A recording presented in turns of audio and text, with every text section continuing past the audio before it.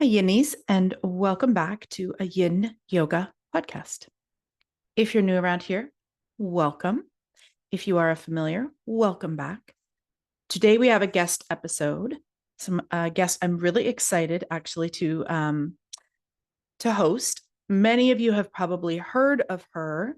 Her name is Tiffany Cruickshank. She's fairly well known in the yogaverse, so you may have heard of her. And what we're going to talk about today is Yin Yoga for athletes. So stay tuned for that. Some of you may know that often I will put out calls for questions that you may have. So I want to be able to keep the podcast fresh. I want to be able to make sure I don't ever run out of content ideas. And so I'll often reach out, whether it be on a Facebook group or right now, like I am here, and say, hey, if you have ideas for future episodes, if you have questions or thoughts that you would like me to dive into, as long as they are Yin Yoga related or Yin Yoga adjacent, then please let me know. If you are on YouTube watching this, you can let me know in the comments below. If you are on Spotify, there's also comments now on Spotify, so you could let me know below. If you are listening to this on Apple, you could just get at me either via my website in the contact form, or you can reach out to me on Instagram at Nick Danu Yoga or at Yin Yoga Podcast, and just let me know what are the topics you would like me to cover. So this was one of those topics, Yin Yoga for athletes. Somebody requested. Now, I'm not an athlete. I used to competitively bodybuild, but that was a long time ago, long before I discovered Yin. Nor am I an expert in this area. And so, of course, I do what I do. If I don't have the answers, I will find someone who does, and I will bring them on for you. And so that is why I invited Tiffany Cruickshank to come and talk to us today. So we'll hear from her in just a few moments. Before we get into all of that, though, my dear listeners, number one, reminder that this is an adult podcast with adult subject matter. So if you have small people around, grab some headphones now. There could be subject matter or swearing. So just make sure that you are prepared. And I also wanted to quickly talk about my teacher training, which has changed. If you're listening to this live, that would be like sort of winter 2025. I will have just increased the length of my training, which will be coming up in the spring of 2025. If you're listening to this later, you can just click the show notes to see when the current dates are. There's a link there that says get on the wait list. That's where you can learn all about the training and get on the wait list. So I just wanted to mention that it's going to be longer. All said and told, it'll be about 100 hours. You have some assignments, and also I think it's like 78 hours, if I remember my math correctly, with me. And then the rest is homework assignments and, watching videos and things like that. So if you are interested in learning more about that, whether you need or want an additional Yin training, because, very common to do more than one, or whether you're new to Yin and you really want a solid foundation to start, I would invite you to check it out. Again, the link is in the show notes. Just click the one that says get on the wait list. You can read all about the training there. And if it feels like a good fit for you, if you're like, oh, this sounds intriguing, whether it fills in some holes from other trainings that you've had, or whether as a newer teacher to Yin, you're feeling like this would be a good foundation, then please, at the very top, look up, way up on that page. There's a button there you can push and enter your name and email, or you can look way down on the bottom and you could also enter your name and email there, and then you'll be on the wait list.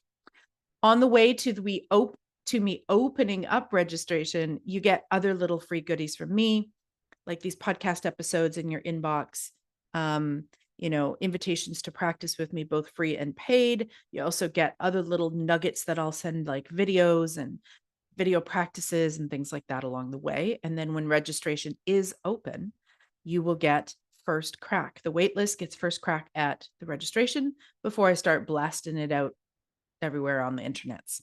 So if that sounds intriguing to you, click the link, check out the training, see what it covers, what the commitment is. And if it's a good fit, please add yourself to the wait list. Even if you're not looking at doing it for this next round, still add yourself to the wait list, because then you'll be on the wait list for the next round or the next round, whenever the time is right for you. Okay. The other thing that I wanted to quickly do was just read a little podcast love. This one was on YouTube, and it's from Geraldine F8251. Thank you, Geraldine. She says, I love this. I'm from a Hatha background and about to start my 200-hour training. But I have done some yin classes, which I loved, and I want to do and learn more. From this one podcast, I learned more about yin than I did in all of those classes. I love the free and easy yet informative way in which Nick shares her knowledge. Thank you, Geraldine. I love getting your feedback. So that's another thing, my dear friends. If you are a regular listener and you have not offered me a 5-star review on Spotify or Apple, I would be super grateful if you'd do that.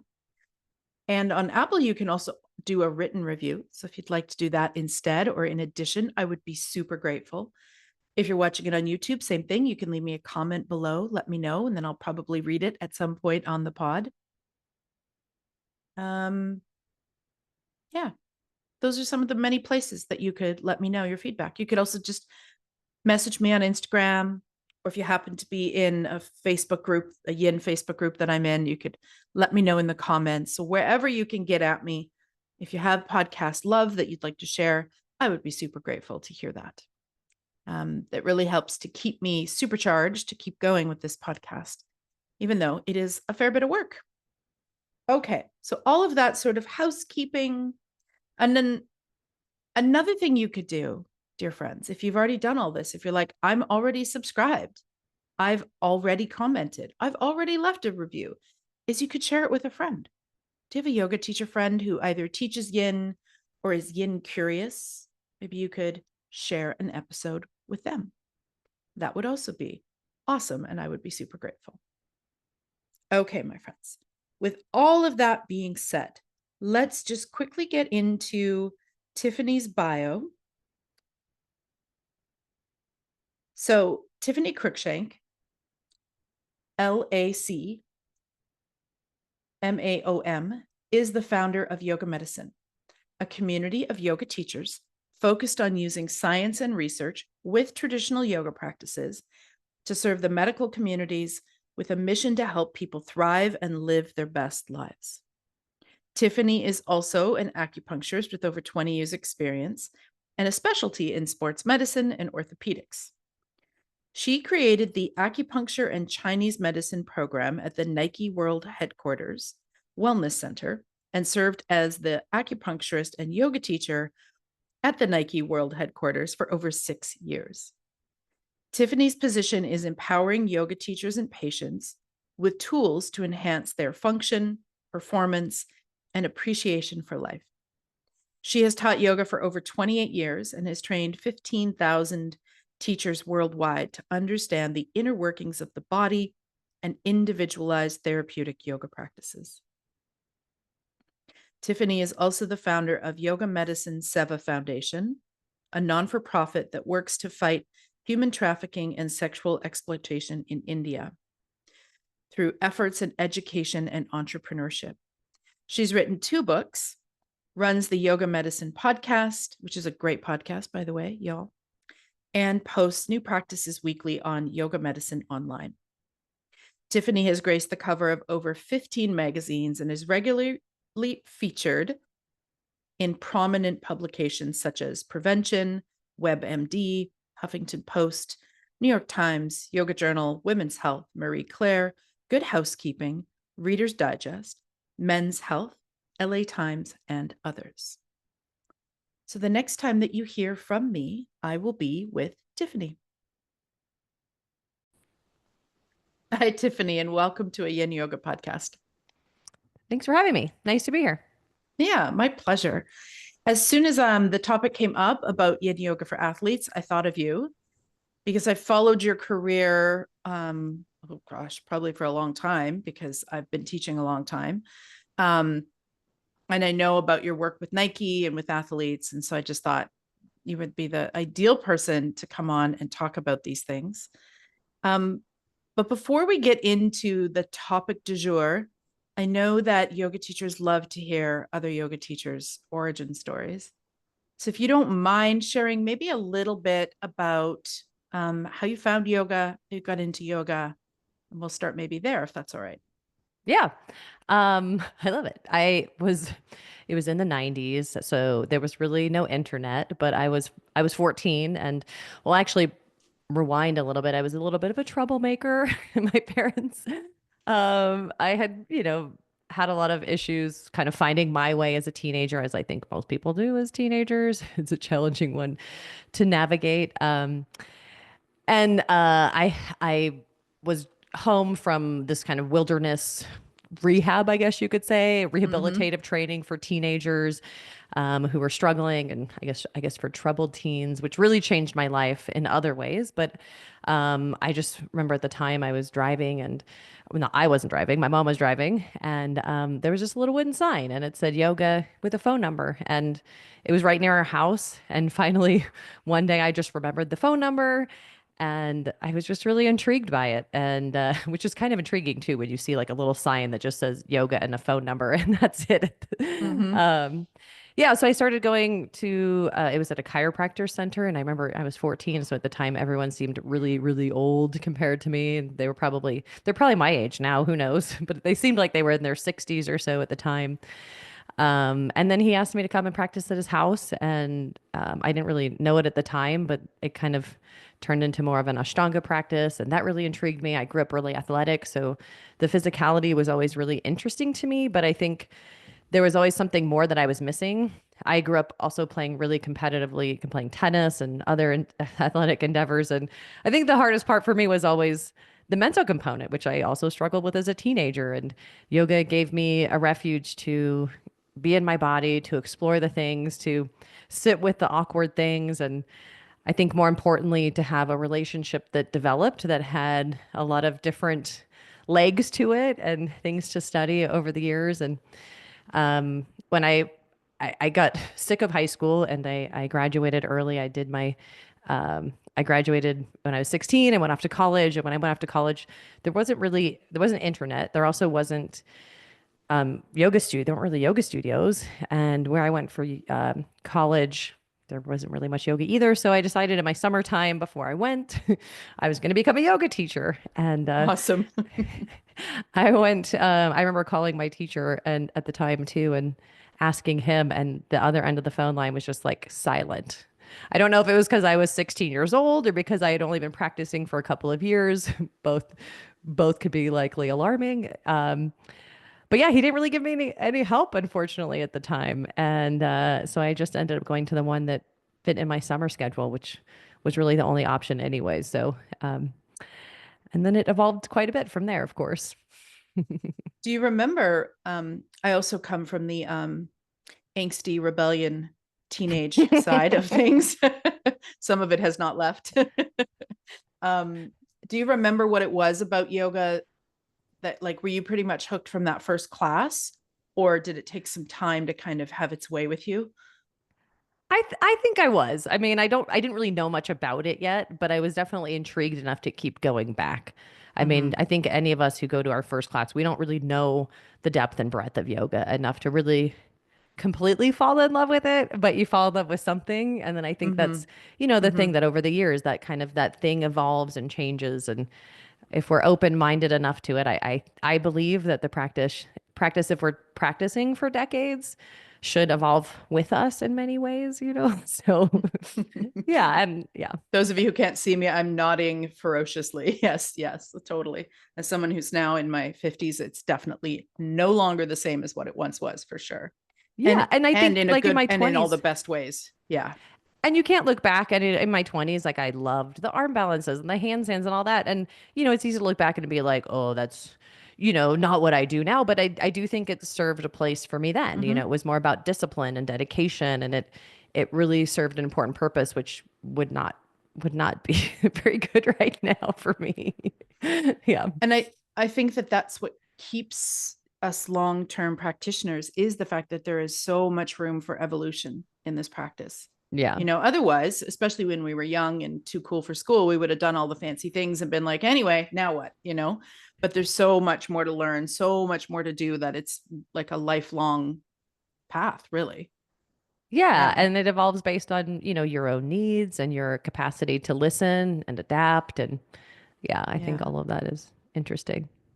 That's so interesting that you were 16. That's so young. So I can understand why he was a little like, is this a prank? Am I being punked?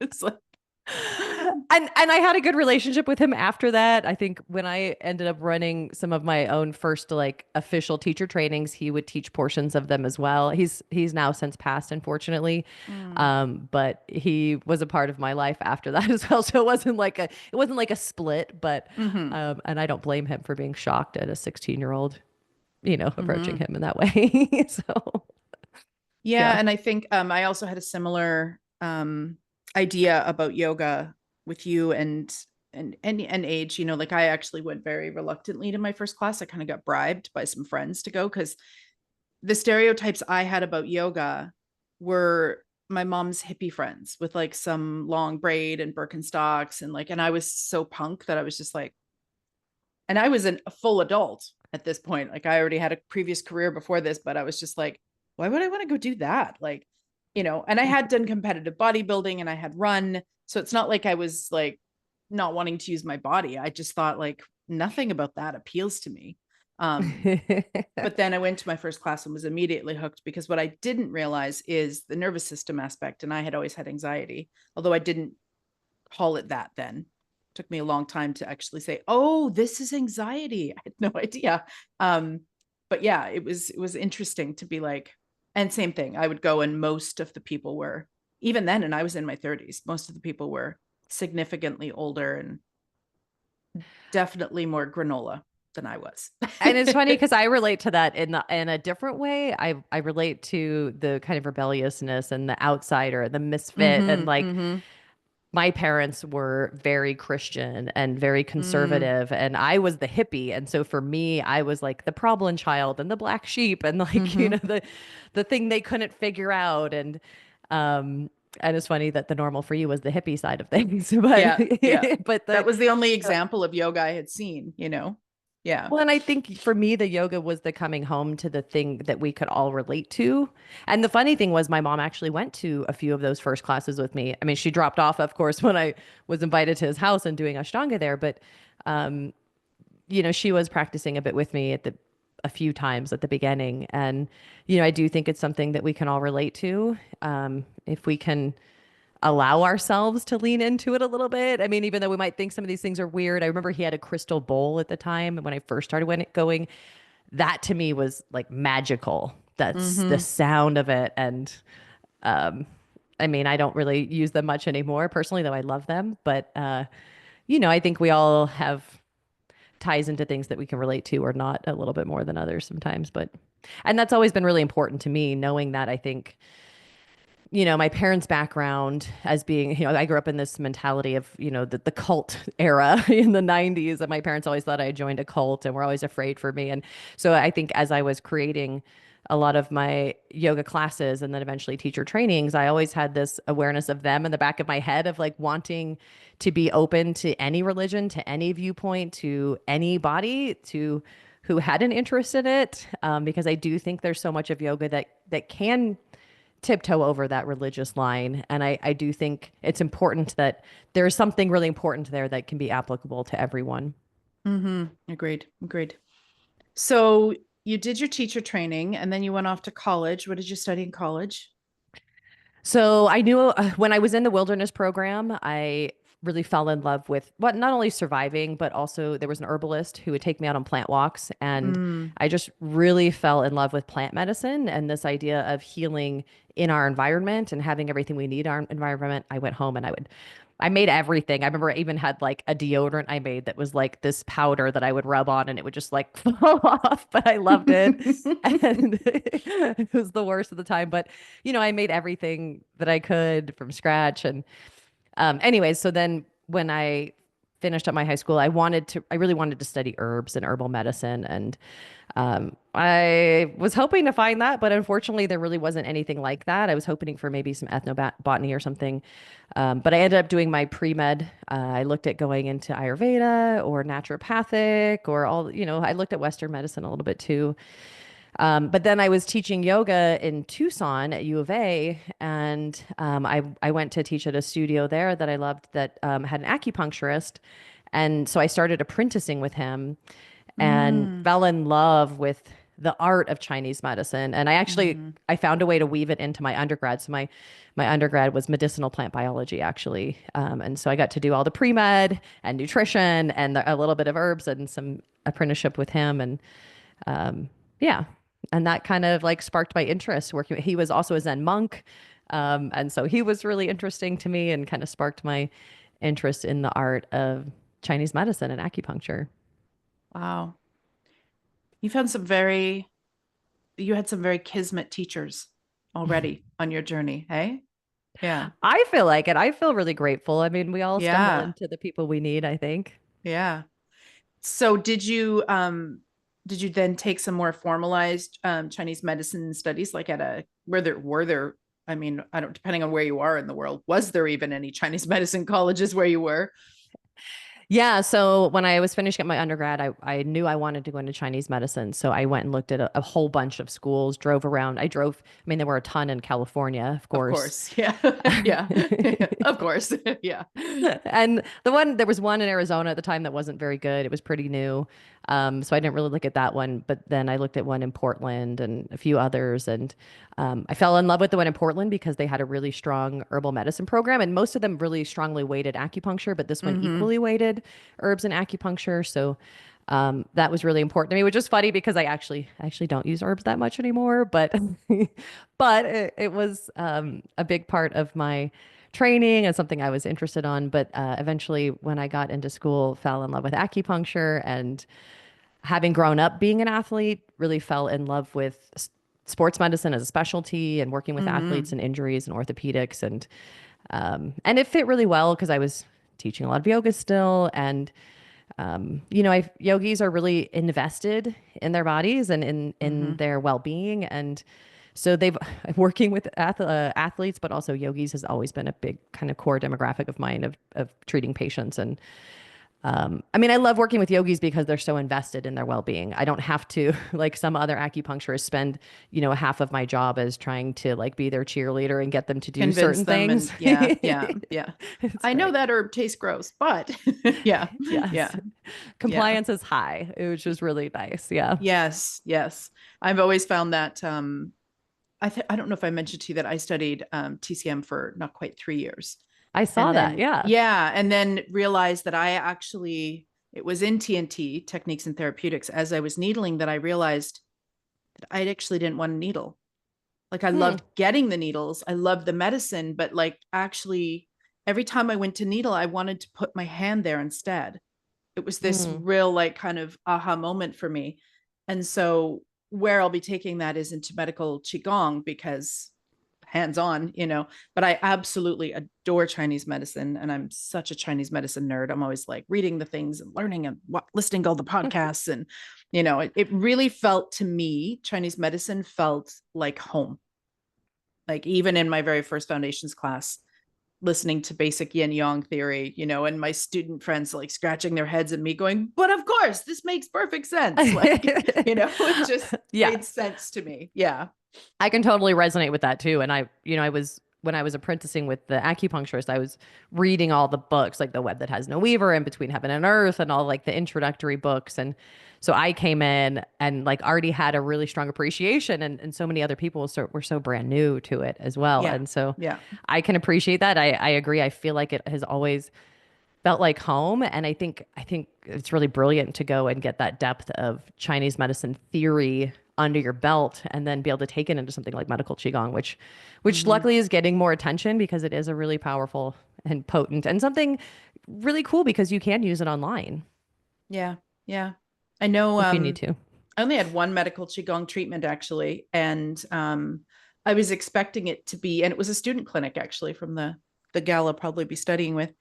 Um And I was expecting it to be like acupuncture. Like I was like, okay, I'm going to have the acu high for, 90 minutes, 2 hours. And then I'll go for a walk. I'll have a nice tea while I'm enjoying that. And then I'll get down to studying. So because I was still in acupuncture school. And I was like, not there for the whole rest of the day. I was just like, what is this miraculous bubble I'm in? Like it was like that acu high times 10, which was interesting because at the time while she was, bringing her fingers to points and whispering things to me, I'm always a person who has one foot in the woo and one foot in the skepticism. And the whole time I was like, what are you even doing? You're just like whispering stuff. And I could tell you had coffee an hour ago and you've got your thumb on this point, but like, what is that? And then after when I got off the table and went out into the world, I was like, whoa. Oh, okay. That was a lot in a good way. Like I felt amazing, but no studying happened that day. I was just went to the park and wandered in the trees and drank tea instead. Yeah.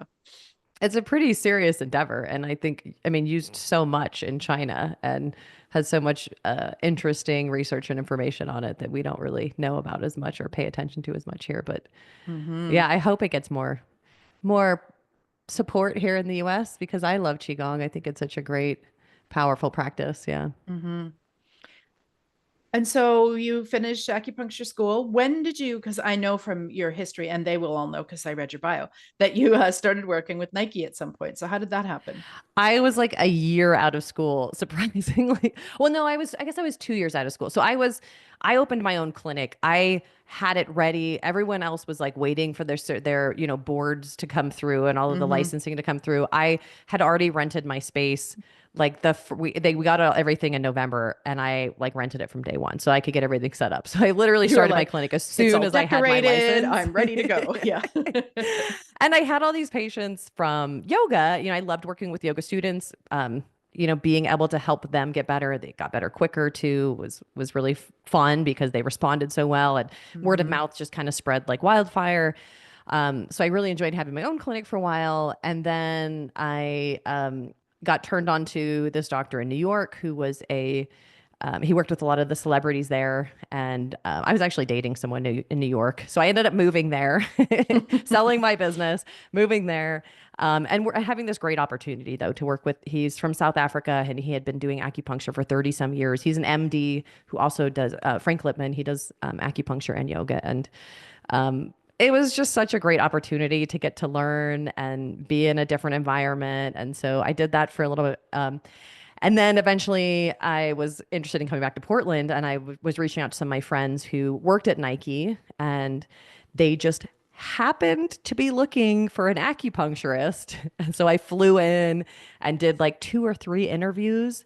So I'm like 2 years out of school and got the job. And yeah, I loved it. I mean, what I learned later, I eventually became really good friends with the woman who hired me. And the thing that she really loved was that I made it really relatable. And that's kind of Mm-hmm. what I've always done is I think it's so important to speak to people in language that's meaningful to them. We do intakes, we do an evaluation. And so you collect that information. I know a lot about this person. So if I can convey that in language that's meaningful to them, that's really different than me just talking about TCM concepts. And Mm-hmm. for some people, that might mean using TCM concepts and words, and for others, it might not so much. Mm-hmm. But I think it creates what I think of as like these healing maps, this road back to health. And I think it's really important for the nervous system, for the brain, for, that healing journey to have that and to be able to have that clear communication. So, yeah, so I was there for 6 or 7 years. I created their program.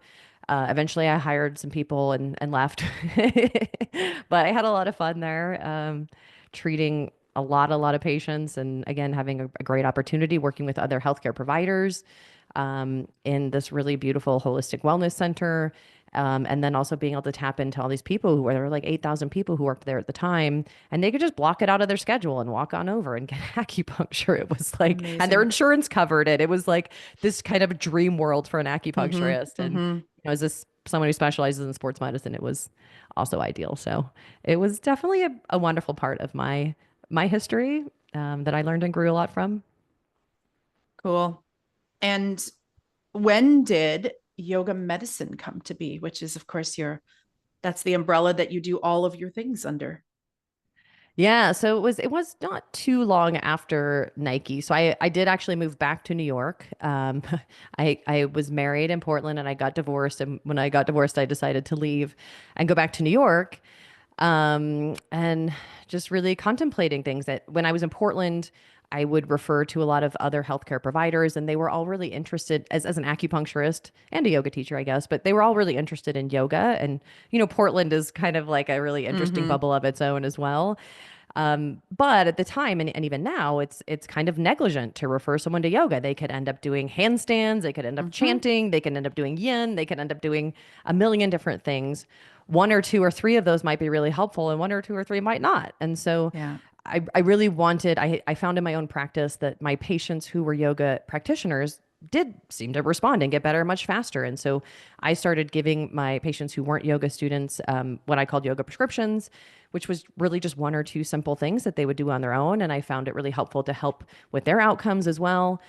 And so I started integrating more and more of that into my teacher trainings. And eventually, I just really wanted to create a transparent system for the medical providers to be able to get on, type in their zip code, find someone near them and really be able to see exactly what they've done. So yoga medicine really specializes in East and West. So training our teachers both like you said, in the Western understanding of the body and science and research, as well as respecting the tradition and our own experiences, which you can't deny. And having a place where those two can live together. And then really just making it transparent so they can see like, oh, I have a shoulder patient. This person's done the shoulder module.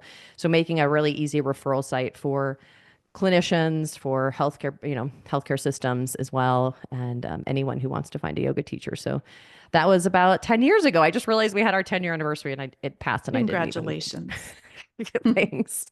It Yeah. sounds like your like the teachers that have gone through your programs and then are on your kind of your registry there, that kind of sounds like what a lot of us as yoga therapists wish that the International Association of Yoga Therapists was doing, but they're not.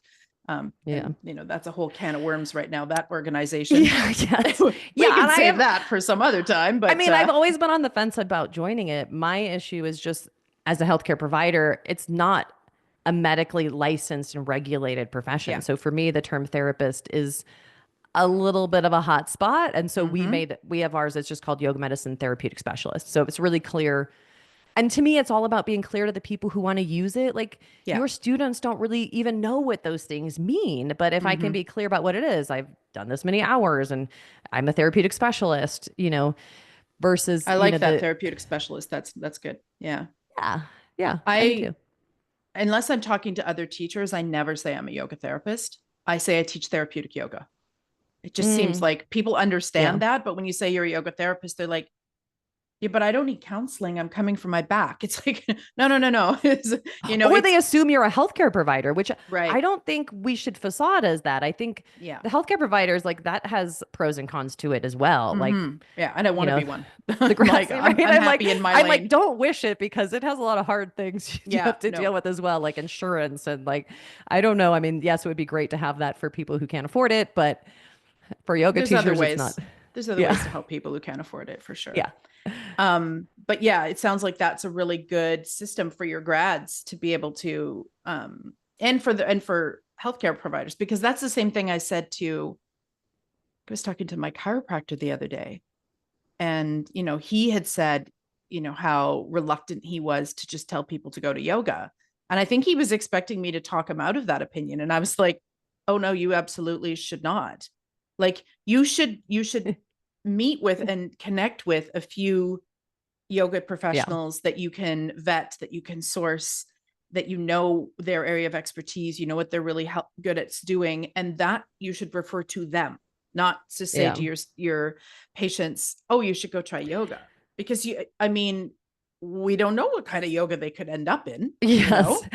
And I think as a teacher, I think one of the hardest things is to know our limitations. Like I'm really clear in our trainings. We're not trying to replace healthcare. We're not Yeah. trying to replace their medical provider because there's no way we could have that same understanding that a doctor has. And they can do that. What they need is us to to bridge and fill the gaps Yes. in between and to hold their hand and support them and really help them understand what's happening in their body and navigate the whole process and experience. And And to all, give them all all of the things that. the doctor's not going to give them, Yeah. like, hey, Yes. you're anxious, try breathing like this, like all of those things that, that they're not going to get elsewhere. Well, all the things too that yoga can be really helpful with. And, you know, we don't necessarily need to facade as their healthcare provider. And I think sometimes with yoga teachers, it can be dangerous. We get to know a little bit and then we feel like yoga is a cure all. And it's Mm-hmm. not. I mean, there's still a really important place for other providers, whether that's an MD or a naturopath or a homeopath or a chiropractor, whatever that is. We all, I really believe that every one of those things, or qigong master, like they all have their important place, and Yeah. none of them are going to heal everyone. So we all have to work together. And as a Yes, as a team. human, I have to keep trying to navigate that and find what's helpful for me. And I think that's why yoga is really the foundation, because it gives me the body awareness, the owner's manual, to help navigate the system. And hopefully the like the push to Mm. empower me to also navigate that system. Mm-hmm. I would say from my experience, the newer the teacher, the more they think they know, the more they think they can help. And the longer you've been teaching, the more you're like, oh no, I have a lane and it's right here. And when somebody, it's funny, in my classes, I used to finish with, if you have any questions, just let me know. And I just assumed they would be yoga questions. But no, I would get, you know, they think I'm a physiotherapist, they think I'm a nutritionist, they think I'm a therapist. And so I've now specified, if you have any questions about our yoga practice today, please let me know. And then I always crack the Uh, joke, not a therapist, not a physiotherapist, you know. And I love anytime that. someone comes and is like, I've got this thing going on here, what do you recommend? I'm like, I recommend you go to physio. And when they tell you what's going on, then you can come back to me and maybe I can help you with things. Yeah. Yeah, and what most people don't realize is that getting people to the physio at the right time can really help with that progression. And then most people are lucky if they get through maybe 10 weeks of physio or so. And then they're kind of, they're given Yeah. some things to do, but a lot of times there's still a lot that needs to be done in most cases. And that's the place I think where yoga can be most effective. They're trained to work in that first acute phase, the first 10 to Yes. 12 weeks where, it really needs to be specific, especially if they're post-surgical or, they've had an acute injury of some sort. That first initial phase is so important, and only they are trained in all that specificity. But there's so much that's not attended to, even with the best physical therapist, because of time limitations and insurance limitations, you name it. And also just because, again, we're all kind of trained with our bifocals on the specific things that we can see and that we work with, because we all specialize a little bit. Mm-hmm, mm-hmm. You can't not. So, yeah, I Yeah. agree. So when did you kind of stumble across yin in your yoga journey? Hmm. I'm like, I feel like Yin's one of those funny that we just did our Yin teacher training. And people always ask about the history of it. And it's such a funny thing because Yin is really a modern form of yoga. And I Yeah, don't yeah, I really was gonna say, yeah, remember. yes and no. I Yeah. mean, in the 90s, I didn't hear anyone talking about Yin. No, because You Polly Zink was wasn't, doing it in his garage with like four yes. people. Yeah, yeah, exactly. Yeah. Yeah. Yeah. I want to say it was probably like 2005-ish or something that I became interested in it. I was still doing a lot of Ashtanga at the time. So, it was still kind of like a side, a side Hmm. part of my yoga practice. For Um, moon days. yeah, right. Yeah. Um, and I was leading these teacher trainings. I actually, what year was this? I don't even know what year this was, but I actually herniated my own disc. Mm. And I have a Ouch. lot of theories on why that was. I completed fourth series of Ashtanga, which is ridiculous if you look at it, at, 4 or 5 a.m. in the morning every day. And then I would spend the rest of my day hunched over patients, putting needles in. Hmm. Hmm. And then I teach at night usually as well, and, all the things. So who knows? There's a lot of reasons behind why that might have happened. But for me, it was such a great push I was teaching Vinyasa and Ashtanga at the time, mostly. I don't really think I was teaching Yin yet. And it really was a push for me to actually bring all of my sports medicine background into my yoga. Patabi Joyce passed away somewhere around this time too, I want to say. It's a little hazy now, if that was before or after I herniated my disc. But So it was also me like finding a new way, a new place. And I think I was coming up on being 30, turning 30, so my body, it's strange to think of that as being a changing point for your body because it feels so young now. But, things were changing and I was working a lot. Um, and so I started bringing more of this kind of therapeutic lens into my teaching, my teacher training, and involving more yin and restorative and meditation and pranayama and things. Beautiful. And I think it wasn't until like 2000 early 2010s that I started leading like trainings on, or maybe I don't know, 2012 or so. Yeah. Just because there was a need for it, no, there weren't a lot of offerings at the time. If you could go and study with like Paul Grilly, Hmm. or Bernie Clark, Yeah. great, but that was about it. At that time it was pretty much just Bernie, Paul, and Sarah. And That was Sarah, it. yeah, Yeah. yeah. Yeah. Yeah. So For me, I'm always the go as close to the source as you can person. It's not always possible, especially now as I get older as a yogi, some of the sources have passed on. So, but yeah, I went straight to Paul Gurley and was just like, I will keep coming here.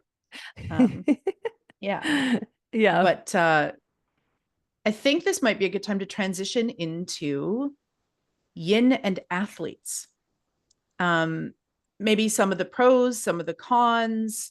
I have a couple of questions that are top of mind that I can interject as you go, or I can start with those if you'd rather. It's totally up to you. Um, yeah.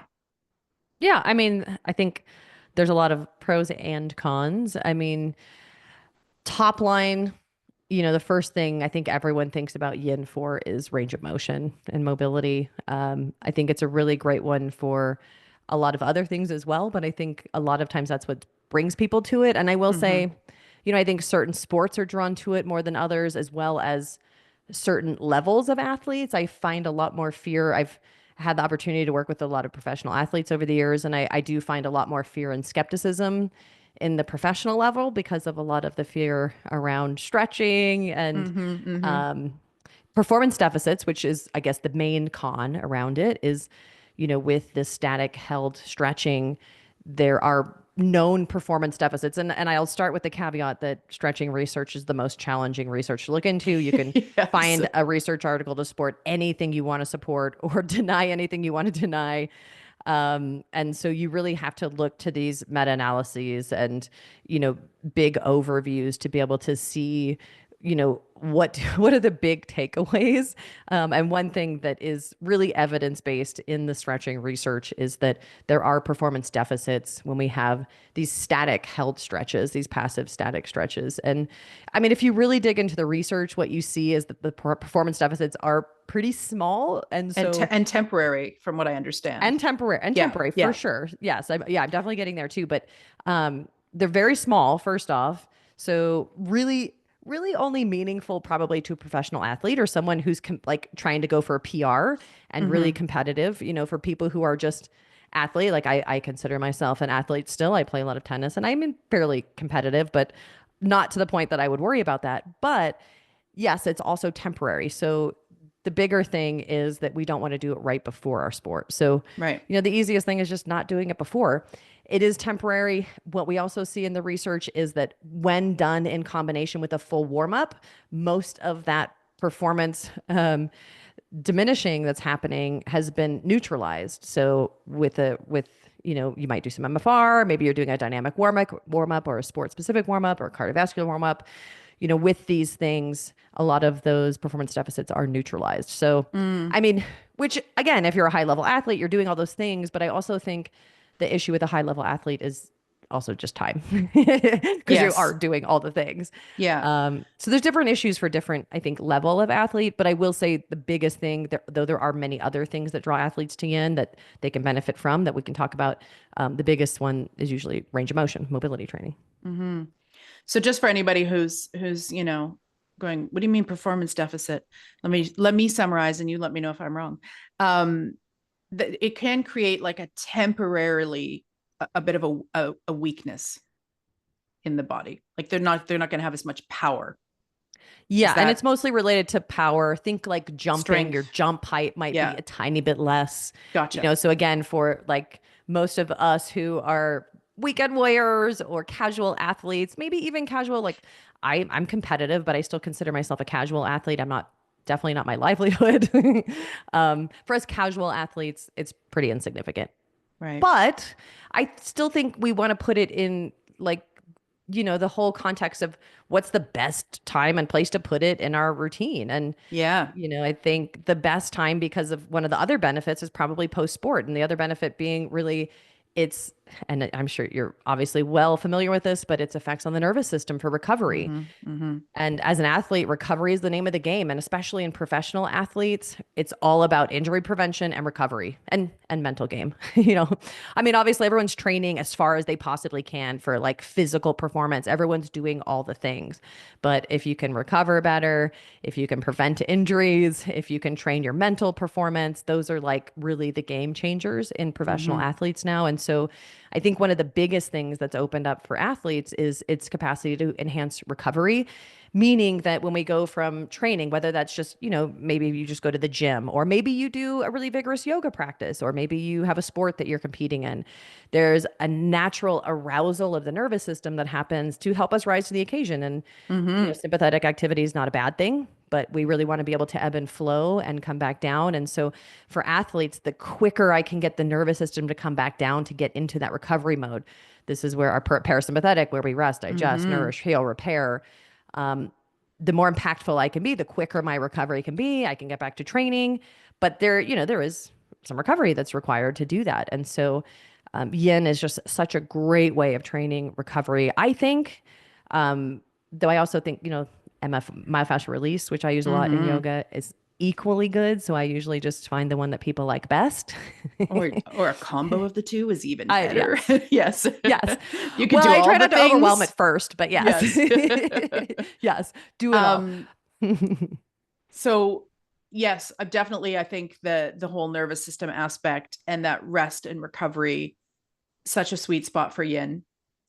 There and there's this I'm trying to think of how to say this without outing anyone in particular. Um, there tends to be in a certain camp this obsession with doing yin yoga only on cold tissues. I love And this one. this is a bit of a bone to pick for me because, and I have a feeling what has happened is, the telephone game. And I think anyone who's trained teachers had fallen victim to it at some point. I'm sure all of us have had somebody come back and say, well, you said, and go, that's not at all what I said, actually. Yeah. So the telephone game, I mean, little kids, when we were sitting in a circle and you'd whisper in someone's ear and then they would whisper. And by the time it gets back to you, you're like, what? I didn't Yeah. say that. And so this could be being overstated in yin circles because of the telephone game. It could just be they hear something in a training, now they get dogmatic about it, and now yin can only be done on cold tissues, which I always find quite hysterical because define cold. Like, Right? I'm Canadian, but I also live on a little island off the West Coast. So what kind of cold are we talking here?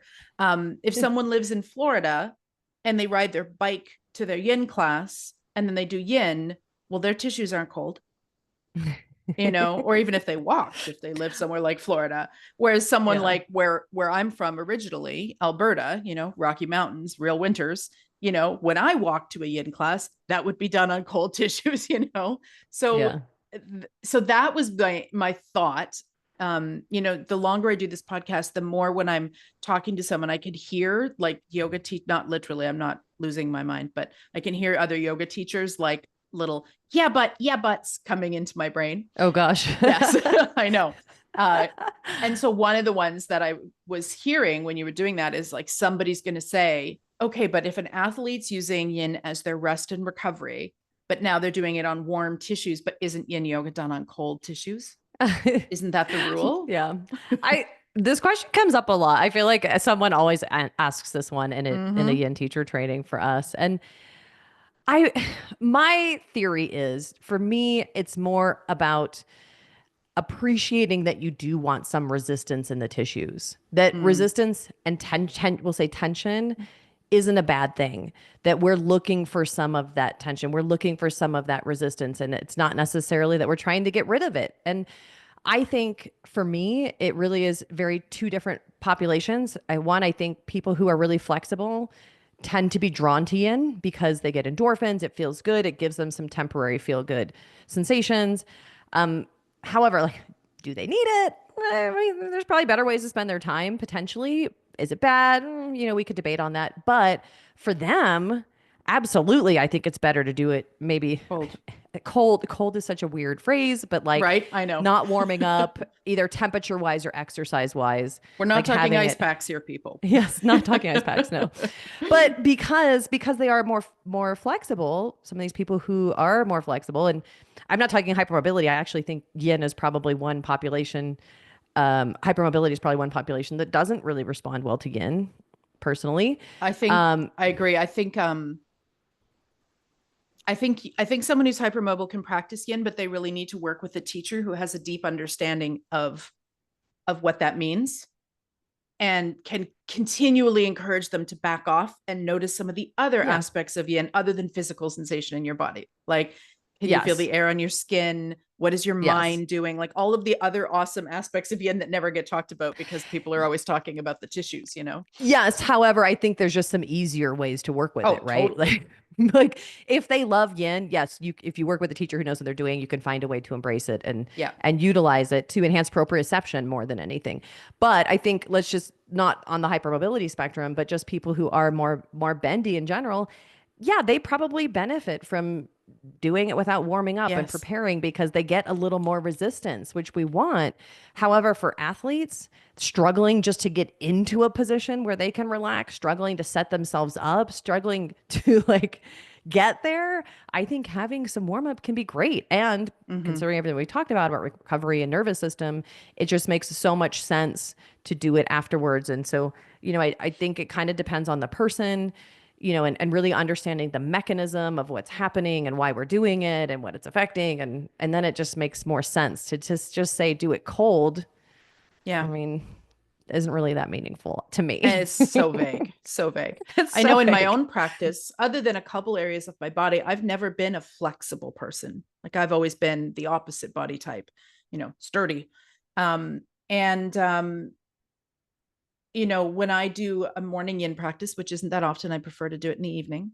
But when I do a morning practice with my partner, that's our Saturdays, I still have a hot bath first because the Mm, thought of like rolling out of bed in my, kind of sturdy, tight body type, and then just going right onto the mat and trying to do yin, like I'm not going anywhere quick. Like I'm just yeah. gonna be like 90 degrees and there's my hamstrings. So for me, I love to have like a warm shower or a warm tub, maybe drink some warm tea, and now I'm ready, to like Yeah. get into my yin practice. Whereas if I was going to do a movement practice, that wouldn't be the concern. I would just start slow with gentle warm-ups, and then I would, let my movement slowly pick up as I Yeah. went. Um, And yeah. I think this is why it really has to be, this is the therapeutic portion we've been talking about is like, to me, therapeutics means it meets the individual. Yes. And that could be Ashtanga, or that could be chanting, or it could be a million things. MFR, it could be yin, it could be a lot of different things, but it's something that meets the individual. And so, I mean, this is just a great example of that. I've always been on the more flexible side. And Mm-hmm. for me, I actually, now that I'm playing tennis a lot, like I actually really love yin more because I can feel more. I feel the resistance. And I think this is the other key point for athletes too, is that my goal isn't necessarily with athletes to increase range of motion. Like some of those adaptations are actually positive. And And necessary. so, and necessary. Yeah. And Yeah, for so their sport, for sure.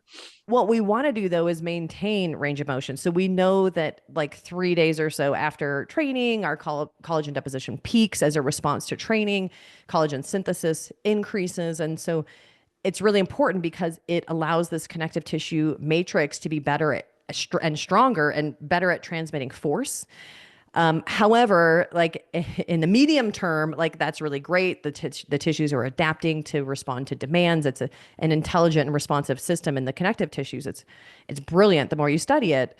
But at some point, it can create so much of that connective tissue as a response to training that it can also limit range of motion. It can Mm-hmm. predispose to injury.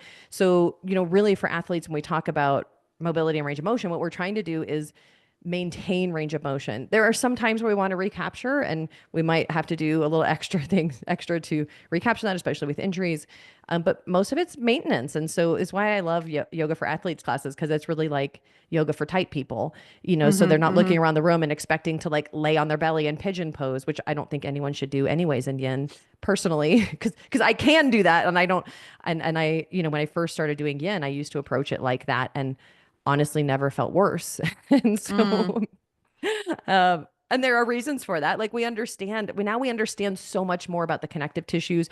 We really can understand the system, the what, why, and how it happens, but with athletes, I think just having that mentality of, I'm not necessarily trying, I might gain some range of motion, but I'm not necessarily trying for that. What I'm trying to do is maintain range of motion, but also keep the connective tissue healthy, because we know now that most of the time, this is probably where injuries are happening.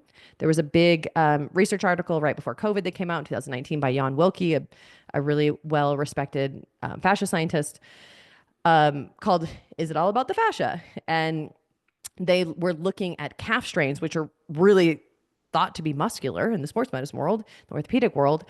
And what they saw when they took the microscope to it was that only 12% of them were actually just in the muscle. And so it kind of Mm-hmm. exploded this new idea of, in sports medicine, this idea that, a lot of these injuries are actually probably happening in the connective tissue. And so, Mm-hmm. I think another of many reasons why yin is so beneficial for athletes is this ability to help support the health of the connective tissue. And so going into it with this mentality of not like trying to push and force your range of motion, but finding a way to get in and relax and stay and be still allows me to really capture more of these effects that we're starting to see in the research. They're not really evidence-based yet, but this idea that more long-held static stretches can potentially have an anti-inflammatory effect, Mm-hmm. anti-fibrotic effect, can really help support the health of this connective tissue. And we know there's a lot of immune cells in the connective tissue. So I think thinking about it as an intelligent layer and approaching it that way, approaching it as maintenance, as kind of supporting the health of these tissues, can in and of itself just completely change how you approach a yin practice. And for me, completely changed how I felt after it. Right. And yeah. Right. Yeah. And, there's always exceptions, of course. I would say maybe gymnastics and certain athletes like that might be falling into that more hypermobile as opposed to, they're strong as well. But most athletes, typically, if you think of them, they're sturdy and strong and tight. And, so in that way, I think, like you were saying, such a good complementary practice for their training. I have heard people say, and I can kind of understand this too, that athletes can tend to be a bit type A personality, Mm. and that sometimes they're not a good candidate for yin, um, because they're not doing anything. And I always thought that was interesting though, because to me, and again, one of the most undertaught aspects of yin is the mental component. And I think every athlete understands being in the zone. So they understand the mind and how the mind can also really help their performance. And so, as a teacher, if you can just translate that into their yin practice, how do we work with our mind while we're here? And what effect our mind can have on this practice. And then what the benefit of that might be for their, when they're not in their yin practice. Mm. So any thoughts on that? Because I just thought somebody was like, oh, it's not for athletes because they're too type A. And I was like, can you not I think that's skillfully use your words to let them know some of the benefits, maybe? I think it's pretty hilarious too, because I think if you say that, you have to say that about all of yoga, because, you see this in the asana practices as well, and again, why I think a yoga for athletes class is helpful. So you're not looking around at the girl touching her toes, Right. who does yoga every day versus the runner, who can barely get their hands to their shins or their knees, so it changes your expectations. And that was part of why I mentioned too, like, I think for athletes, it's really important not to think about it as just increasing your range of motion, because then Yes. that drives the push and the competition. And I think it's important to speak to that too. If you're teaching athletes, like, this is not your sport. Yeah. This is not your This sport. is Like, recovery. Yeah. you're here to support your sport. So, like, don't take more out of the thing. Don't, like, Hmm. your energy is a currency. And so we're there to, like, build ourselves back up. That recovery mode is actually where the growth happens. It's where we build more mitochondria. We like, everything is happening in that recovery mode, not necessarily in the training mode. And so it's really important to not be competitive, to not ask a lot of your body, to appreciate this as a tension system that's supporting you, that's distributing force, that's, allowing you to be powerful. But now you're coming to it as a way to support it and give it some love and nourishment and support. And I love Hmm. the mental side too. I mean, I think there's such a big part of it as well in sports and yoga and life. There's Hmm. so much you could do Hmm. just right there. Yeah. Yeah. I mean, when you're in a pose for 3 to 5 minutes, there's lots of time to work with your mind and what stories your mind might be telling you about your experience in your hamstring or whatever the case may be, but I think it's our job as teachers, and there's such a, and I have whole episodes on this, so people can go back and listen to them, but there's such a fine line between using our words to address what we see happening in front of us in a kind of very, I do it in a very, to the whole group, casual, often with self-deprecating humor way, to kind of get my point across. Like, if you see someone white knuckling it, thinking that they're not doing the pose unless they're reaching their foot, you know, address that. Like, don't just assume, oh, it's not for that person, because Mm. there's no growth there then for that human. Well, and I think we have to just assume that everyone's on their own journey. Like, we've all had Hmm. those people, like, in a class. If you have a class of 30 or 40 people, there's especially in an active, like a vinyasa class, there's always one or two that you can say whatever you want, but they're going to push as hard as they can. Uh-huh. Like, whether it's MFR or yin or asanas. And in my experience, my way of dealing with that is education, Yes, me is too. planting those seeds. But sometimes for some people, like, I've had some of those people in my class, I'd, like, a year later, they'd be like, whoa, like, really? They're And like, that's have you been fine. saying this the whole time? And you're like, yes, I have. And you never know, like, maybe it was just what they needed then, maybe they Yes. were tuned out, or maybe, who knows, like, I can't Yeah. try and understand their story and everything. I see them for an hour a week, maybe, or maybe Yeah. it's even an hour a day, maybe, but, like, it's so small compared to the rest of their life. I can't pretend to assume that I know the Yeah. story and everything else. So I always just assume, like, take it or leave it. I'm here as a Yeah. teacher, I'm offering these things, and everyone's going to have their different way of connecting with it. Maybe for them that was relaxing. Maybe it took them a year to learn how to relax, I mean, Totally. Yeah. Yeah. For me, it's always, like you said, education. And then I use humor. And if neither of those work, then I'm like, well, I wish I were funny. I would love to be, oh, I don't like, know if I able to am. just tell I a don't, joke. I was gonna say, I don't know if I actually am, but I just usually use myself as an example. So for example, I might say something like, and this is a true story, so it's, I remember being in a really, weekend long vinyasa workshop, with a well-known teacher, and I'm not flexible in my hamstrings. And I remember for the first time in my life, I folded forward in Janu Shasana, and I actually managed to grab my foot. And that was it. I wasn't kinder. I wasn't smarter. I wasn't sexier. I wasn't richer. I just put my fingertips on my foot, And so that's what I mean by, like, I'll just Yeah. use my own example and be like, Yes. really, yes, this doesn't mean Yes. anything. Yeah. Yeah. Learning how to do handstand doesn't keep you from being an asshole. Certainly Yes. not. No, certainly not. No. Oh, funny. Um, so you talked a little bit about maybe some of the challenges of temporary, performance with yin. Is there any other, like, things that you think maybe might not be a good fit for yin and athletes, or is that pretty much? the I mean, scope that's of the it. big one that we know of now. I would just say, I think for me, the bigger challenge with athletes when I'm working with them is more just time. I do think there are so many things that yoga, and not just yin, but yoga as well, can be helpful with. When I'm working with a group of athletes, whether that's one in particular or a team, or just a group class that's more general, the bigger issue is time, Yeah. so if I'm working with a team, I'm usually asking them, what are your goals? If it's recovery, if it's mobility, definitely going to do a Mm-hmm. yin practice and have all these qualities that we've talked about, and really invest in just kind of slowly educating them over time, and helping to get them to, empowering them with those tools over time. But there are so many other great things that yoga can do. I mean, the mental side of things, Mm-hmm. meditation, The the breath. pranayama is also a great nervous system regulator. MFR is such a great one too.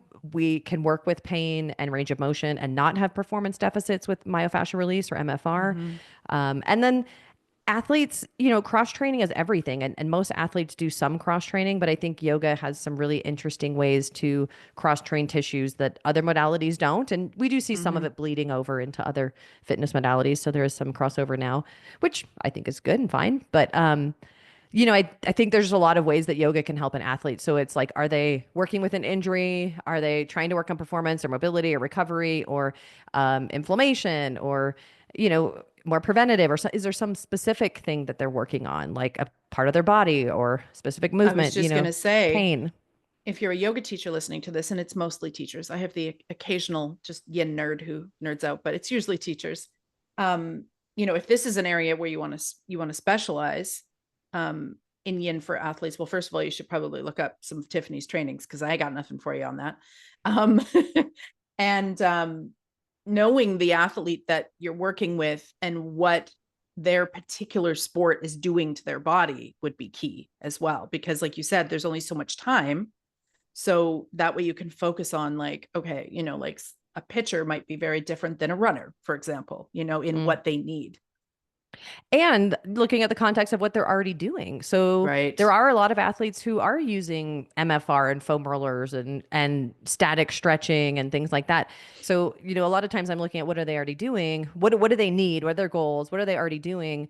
And then sometimes I'm going back. Like if we're doing some things and they're not making the progress, I might go back and, well, show me how you're using your MFR, or show me how you're doing these Mm. things that I already had checked Mm-hmm. off the list. And might find they're just like grinding the tissues down with their MFR ball or their lacrosse ball, and might approach it a little differently. But, I think you have to take all of the context in and realize that whether they're, especially if they're a professional athlete, but also if they're a casual athlete, because Mm-hmm. with casual athletes, now we have work and life and all the other things. We don't get to spend all day training and doing all the things.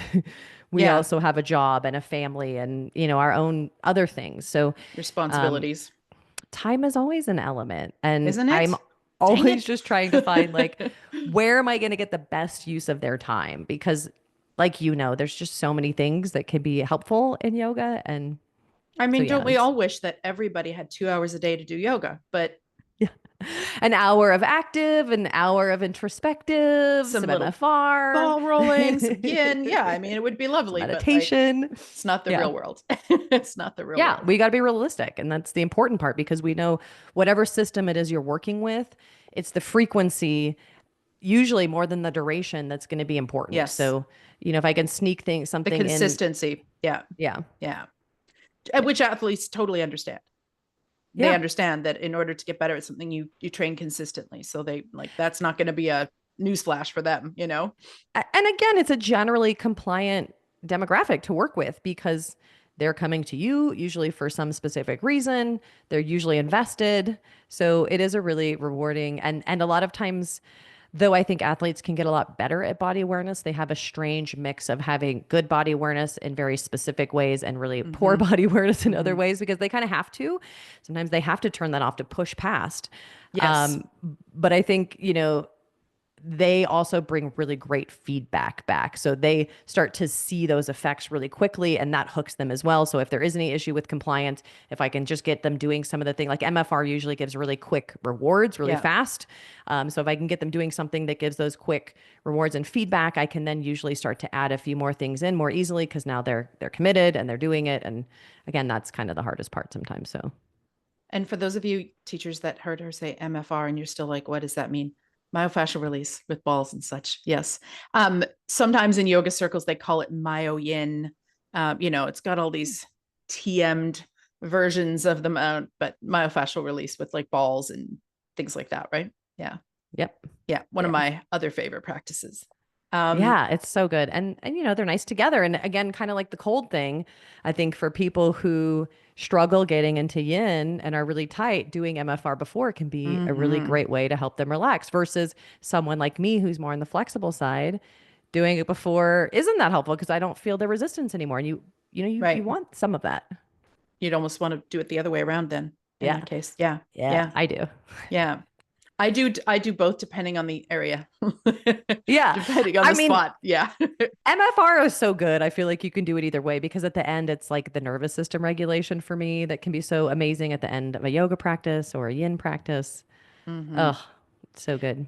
So for athletes, the pluses can be obviously mobility, recovery, nervous system nourishment, uh, working with their minds, an additional opportunity to work with their minds.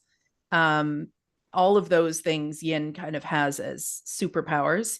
Um, what am I forgetting? And potentially some of the other intangibles we don't really know a lot on yet, but there has been some preliminary research on it having anti-inflammatory effects by Helene Mm, Langevin. She's like one of my favorite scientists who does a lot of research on stretching and acupuncture. She's presented at a bunch of the fascia conferences and is like I fangirl over her. um, but she has done some on static stretching being an anti-inflammatory, anti-fibrotic. And then there's been some research too on its ability to hydrate the tissues, meaning the connective tissues hmm act kind of like a sponge. So as we held these postures, you can imagine that as I hold them, it's pushing fluid out of the connective tissues. And as I release it, they found that so I have less water in the tissues right away, but for up to 3 hours after, those tissues are potentially pulling more fluid into them. And think about fluid. Fluid is water is resistant to compression. So not only is it helping provide a gliding mechanism between the tissues, but also kind of pressurizing the tissues and making them more Mm, resilient with that pressurization. I mean, fluid's such an important part of resilience in the tissues in so many ways. So potentially having a positive effect on the hydration, like pulling fluid into the tissues as well. And again, important why that kind of rebound effect or resting, whether that's right after the pose or at least in shavasana, is important because as you release that pressure, this is when my connective tissues are actually pulling more fluid into them. Um, so yeah, very cool. I think that summarizes a lot of the big parts, the main things, Very cool. Very cool. So it sounds like overall, other than the temporary performance thing, it's a good practice for right? for athletes. Yeah. I think it's a no-brainer. And And if you add you know, some ball rolling to that too, then you got a real special sauce going on. and I don't feel like it has to be just yin. Like if it's an athlete class, I mean, I've taught versions of this where we do some very accessible flow and then maybe some MFR and some yin. I mean, hmm I do think it really is like we talked about a time element. And so it's finding a way to mix and match to meet the needs of the person that you're working with. And for athletes, it's so good. And again, I kind of started talking about this. I do think, like with professional athletes, sometimes it can be hard to talk them into it because they're so afraid of it because of those performance Right. deficits. But Yeah. as I build a relationship with them and as they sense that I'm not like, if I'm like pushing them and overly invested in it, I think you need to be willing to walk away as a teacher too, hmm as far as like, not walk away, but willing to like let them have their own journey and make the decision. I'm putting the information out there. They're deciding.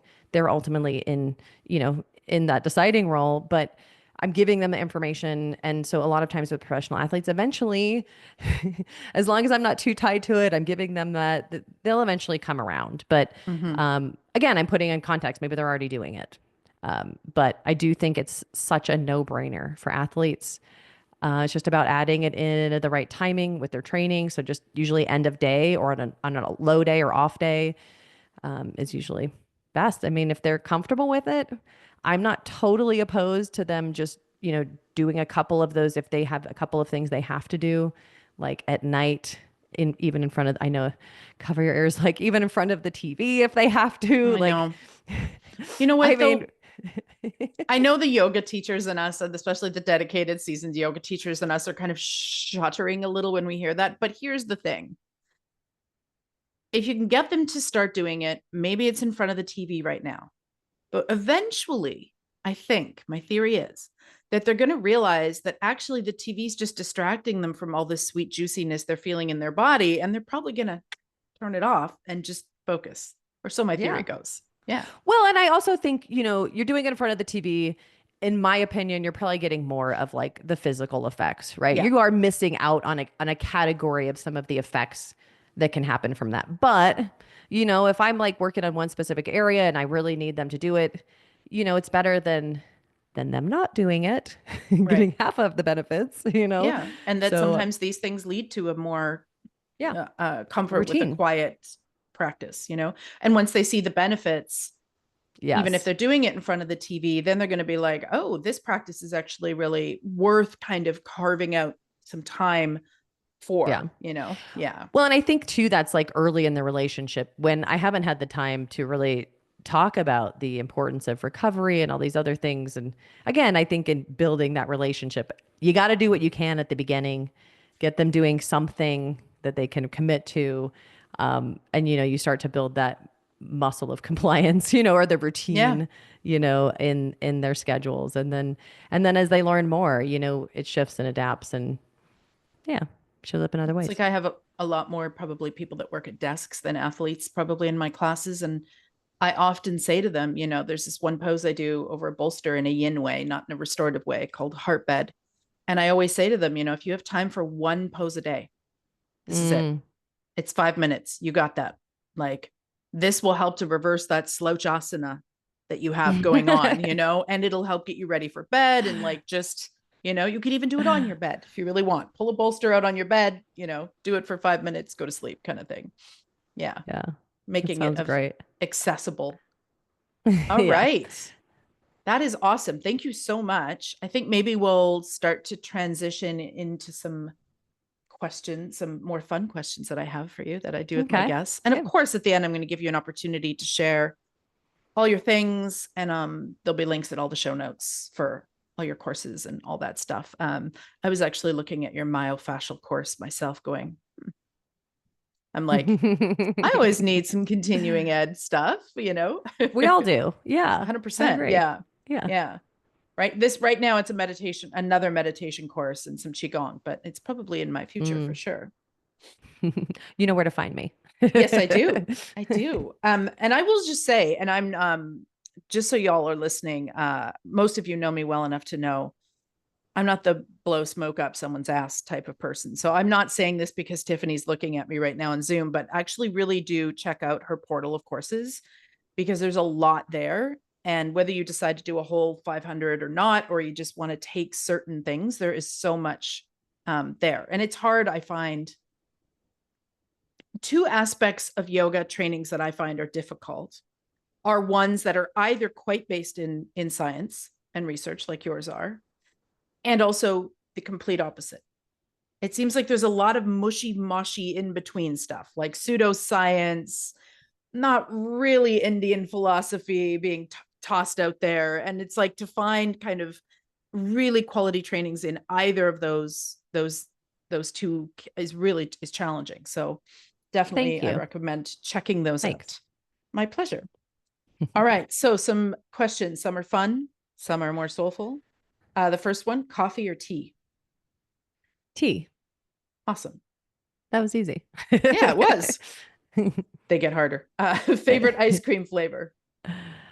Oh gosh, I like never eat ice cream. And I think I've just trained myself that way because in Chinese medicine, it's like TCM. the worst food you can eat. I It's know. sugar, it's cold, it's dairy. It's like, I All don't the even know if bads. I like it anymore because I don't know. I'm Yeah, I'm the I got same, nothing. except I don't do dairy anyway because I'm allergic to it. But once in a blue moon on a very hot, humid summer day, I'll do. There's a vegan place, but yes, I know what you mean. All of the And that's not things, to say I don't indulge in things. It's just for some reason just I think over just the not ice decades cream. I've just turned away.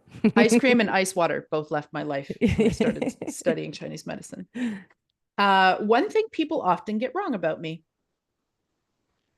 Oh gosh, I can't even think of something. Oh, well, this is a really dumb thing, but I will say that most people when they meet me in person are surprised at how tall I am. Because you are quite tall? I mean, I'm 5'9", but I don't know why Okay. people assume because they see me on a screen that maybe I'm really tiny. Because it's funny, I've had other guests say the opposite, that people, based, I guess, on their confidence or their presence, assume they're like 5'9" and they're like 5'2".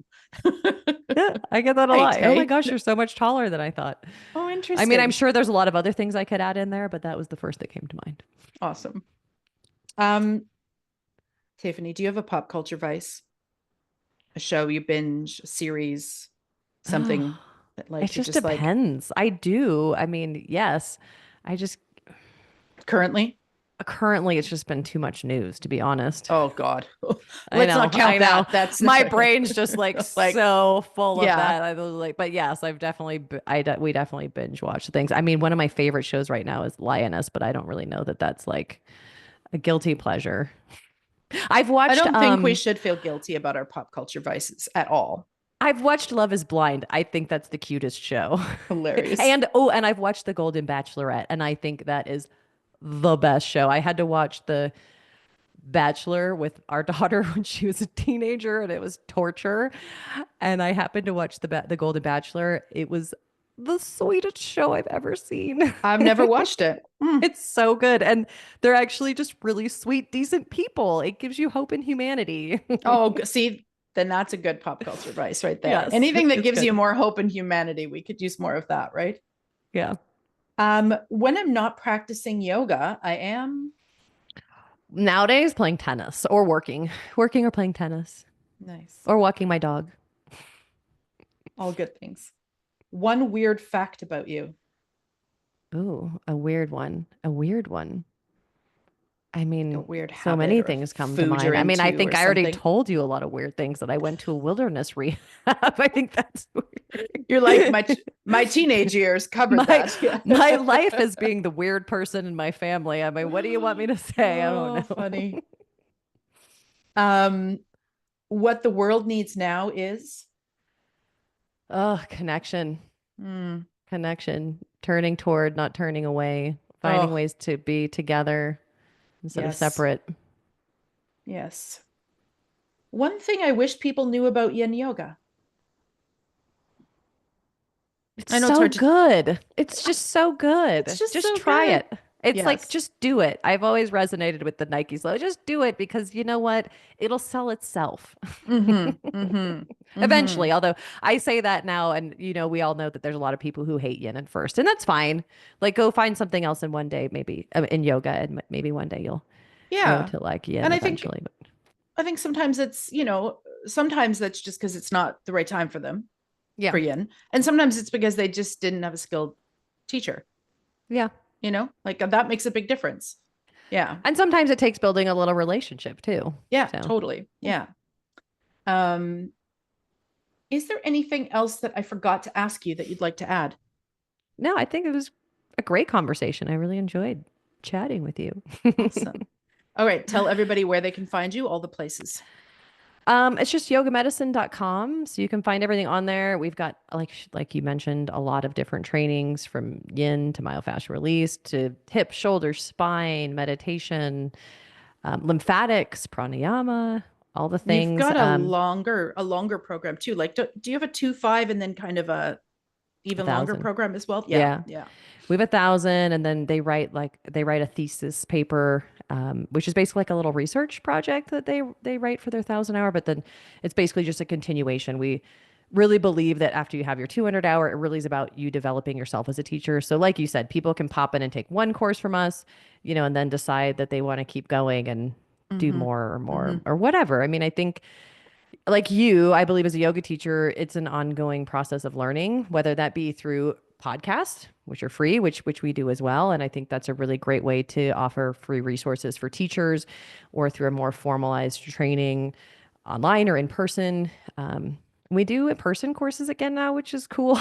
Finally having that, and we have a TCM training coming up, TCM and female health training coming up in. So those were two separate trainings of ours. They were each like 3 or 4 days long that we're putting into one week together. in Tulum in March, and in Spain we've got the shoulder training and some other stuff. So we've Cool. got all those, and it's all online. I mean, you can poke around there for info or podcasts. We also have our nonprofit, which anyone who's ever done a training with us is already kind of a part of, because our run nonprofit runs off of a portion of our profits from yoga medicine goes to run our nonprofit, um, which works with women and girls who've been rescued from trafficking, mostly in India, but we have expanded a little bit, in really providing them with meaningful vocational skills. And I think our program is really unique. We work with a lot of other nonprofits there on the ground in India. Mm-hmm. And everyone who runs our programs are Indian, who live in India as well. And a lot of them have come up through our programs and now become people who run them. So But what, important to give those women yes, options. Yeah. yes. Yeah. And so one thing that's really cool about ours is we not only let them pick the vocational skill of their choosing, we also really feel strongly about bringing them above the poverty line. So it's not just teaching them Mm-hmm. spice grinding. Some will learn to make jewelry. We had one that went to law school, some that go to college, some to do block printing for like Topshop and things. Some that want to get married, and then we try and raise money because weddings are really important and expensive there. So it's really about giving them skills to last a lifetime, and also continuing that support beyond the standard of care there, which is like a year. So a lot of Yeah, people end up back in the cycle, exactly. because they can't support their families. And so it really is like a family. And I love that they can kind of grow up and still be part of it. And we also work not only with the women, but we have partners we work with and support there who work with women who have aged out of the industry. Mm-hmm. And then Giving them also, job skills. Yeah. yep, and the kids, keeping them in school to prevent them, boys and girls, from getting pulled into trafficking and Yeah. sex trafficking. So, What um, a beautiful organization. yeah, that's my soul food. Mm, So you lovely. can find that as well. If you go to yogamedicine.com, you scroll down to the bottom, there's a lot of ways to get involved. You'll see Yoga Medicine Seva Foundation, which is our nonprofit, and it has its own website. And Beautiful. you can find all that there. And I'll also give a shout out to your podcast. I listen to it often. I go Oh, through yay. and I look at which episodes, and I like download a bunch so that when I'm out and about, I have something to nerd out with. I love that. And I've done the same. I've enjoyed listening to some of yours as well. So Oh, thank you. good. Thank you. All right. Well, we'll say our official goodbyes once I hit stop record. But thank you so much for your time and your expertise. Yes. And for Thank those you. of you listening or watching on YouTube, bye for now. Thank you.